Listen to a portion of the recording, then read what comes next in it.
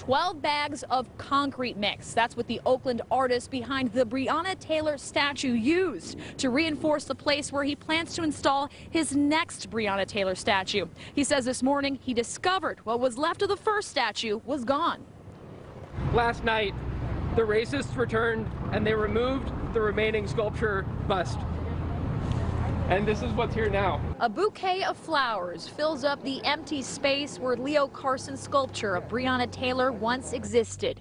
2 weeks ago, the Oakland artist installed the sculpture here along Broadway Avenue as a way to pay tribute to black women who have died at the hands of police. By Saturday, a vandal, or perhaps a group of them, pounded away at the sculpture, leaving the bust in pieces.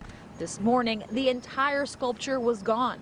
This proves that this was not a one-off event of drunk racists, but a coordinated effort to undermine the Black Lives Matter movement. Carson says someone on his behalf already filed a police report. Oakland police say they are looking into it. I want this to be a symbol of joy for Breonna Taylor, and no matter what they do, we can rebuild it. When you mess with a sculptor, I know how to build things. You can't defeat that. Speaking of rebuilding, Carson says he's got plenty of money to do that.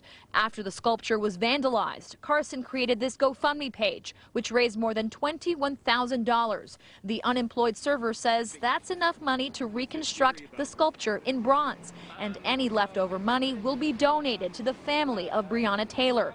Carson says it will take him months to rebuild another one from scratch, but in the meantime, he's calling on the city to create a permanent space for the sculpture once it is completed. We're calling for Mayor Libby Schaaf to recognize this space that the movement has won and to accept this space for a permanent statue of Breonna Taylor and all of black women who have been victims for police brutality and whose names have been forgotten. There's thousands of them. In Oakland, Melissa Colorado, NBC Bay Area News.